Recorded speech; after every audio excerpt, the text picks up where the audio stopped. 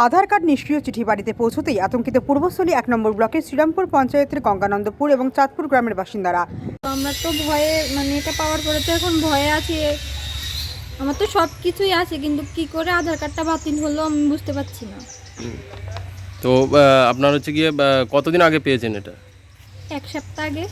আচ্ছা, তো আপনি আধার কার্ডে এখন তো আমার সব কিছু বন্ধ হয়ে যাচ্ছে, হয়ে গেছে পুরো রেশন কার্ড আর তারপরে ব্যাংকের বই সব বন্ধ হয়ে গেছে।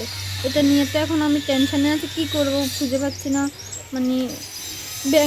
ব্যাংকের বই বন্ধ হয়ে গেলে তো এবার বুঝতে পারছেন যে কি কেমন সমস্যা পড়তে হবে।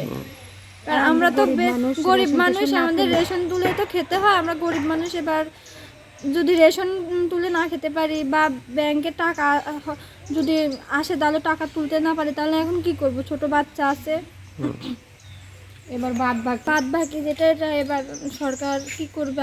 সরকারের থেকে নিয়ে যাচ্ছি না, সেটাও জানা নেই। জামালপুর মেমারির পর এবার পূর্বস্থলী 1 নম্বর ব্লকের শ্রীরামপুর পঞ্চায়েত এলাকায় দুটি বাড়িতে পৌঁছিয়েছে এই চিঠি। আধার কার্ড নিষ্ক্রিয় হয়েছে শ্রাবণী দেবনাথ এবং সুস্মিতা দেবনাথের।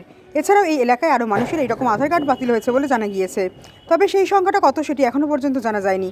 এদিন মঙ্গলবার চাঁদপুরের বাসিন্দা শ্রাবণী দেবনাথ তিনি এদিন বলেন, এই আধার কার্ড দিয়ে রেশন কার্ড ব্যাংকের বই রয়েছে, ওইগুলি বন্ধ হয়ে গেলে ব্যাপক সমস্যার মধ্যে পড়তে হবে। কে হয় আপনার?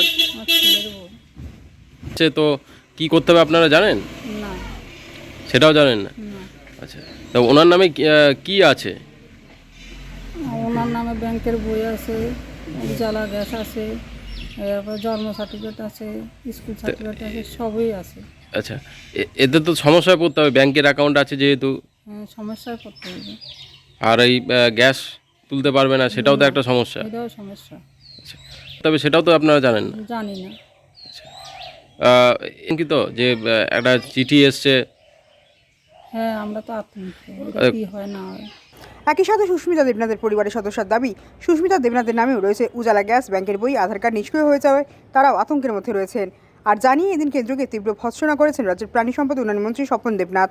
যদি এ প্রসঙ্গে বিজেপির দক্ষিণ বিধানসভার কনভেনার তরুণ মল্লিক তিনি বলেন, এই নিয়ে চিন্তা করার কিছু নেই, যেখানে আধার কার্ড সংশোধন হচ্ছে সেখানে গেলেই সমস্যার সমাধান হবে।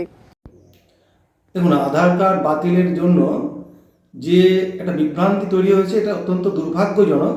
তার কারণ হচ্ছে, যাদের যাদের আধার কার্ড বাতিল হয়েছে সঠিক কারণ ছাড়া বাতিল করা যায় না। এখানে দেখা গেছে হয়তো সিস্টেমেটিক কোনো অসুবিধার কারণে বা গণ্ডগোলের কারণে হয়তো বা কারোর সাথে দেখা যাচ্ছে আধার কার্ডের যেসব ফটো যুক্ত আছে সেইগুলো কোথাও ডিসপুট দেখা দিয়েছে, কিংবা ঠিকানা সঠিকভাবে নেই। বিভিন্ন ক্ষেত্রে এটা হতে পারে।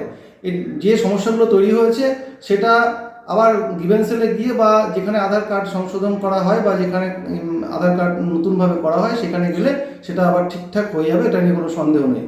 কিন্তু তৃণমূল এইটা নিয়ে ঘোলা জলে মাছ ধরতে চাইছে। তারা বলছে যে তারা নতুন করে কার্ড ইস্যু করবে, কিন্তু রাজ্য কোনোভাবেই আধার কার্ড নতুন করে ইস্যু করতে পারে না। এটা কেন্দ্রীয় সরকারের একটা কার্ড এবং কেন্দ্রীয় সরকারই একমাত্র এই কার্ড ইস্যু করার একমাত্র প্রতিনিধি। তাই রাজ্য বা তৃণমূল সরকার যেটা বলছে বা এই রাজ্যের মুখ্যমন্ত্রী যেটা বলছে সেটা আরও মানুষের মধ্যে আরও বেশি বিভ্রান্তি ছড়াবে বলে আমাদের মনে হয়। তিনি বলছেন নতুন করে তারা কার্ড দেবেন, রাজ্যভাবে কার্ড দিতে পারে না। তাছাড়া এই ধরনের যে সকল কাজগুলো ঘটছে যাতে না হয়, সেটা কেন্দ্র নিশ্চয়ই আগামী দিনে আরও নতুন করে ভাবনা চিন্তা শুরু করবে। ভীতি সঞ্চার করা কেন্দ্রের একটা, আগে মুখ্যমন্ত্রী মমতা বন্দ্যোপাধ্যায় বিবৃতিতে বলেছেন, আপনারা দেখেছেন, এই আধার কার্ড, এই আধার চিঠি, এটা বলুন এটার অপরাধ? এরকম যদি সবার আসে এই শ্রীরামপুর অঞ্চলে, এই যে বিস্তীর্ণ এলাকার মানুষ, বলুন আসামে যাদের প্রায় লক্ষ লক্ষ বাঙালি, তাদেরকে এই ধরনের তাদের কোয়ারেন্টাইনে রেখে দিয়ে, আপনারা জানেন না সেই ইতিহাস?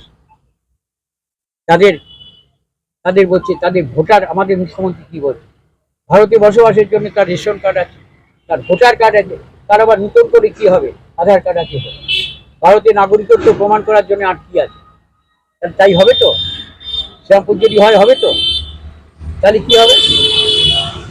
এই প্রতিবাদ জানাচ্ছে মুখ্যমন্ত্রী বলেছেন, মমতা বন্দ্যোপাধ্যায়, আমাদের দল কেন্দ্রের বঞ্চনার বিরুদ্ধে আন্দোলন করছে। আমরা সহায়তা কেন্দ্র খুলে দলের নির্দেশে আমরা ক্যাম্পে 18 তারিখ থেকে শুরু করেছি। বিধায়ক হিসেবে যে দায়িত্ব আমাকে দিয়েছিলেন যে প্রতিটি ক্যাম্পে 2 দিন হতে হবে, আমি শ্রীরামপুর অঞ্চলে আজ হাজির হয়ে 2 দিন কমপ্লিট করলাম। প্রসেনজিৎ দেবনাথের রিপোর্ট, সুন্দর বাংলা নিউজ।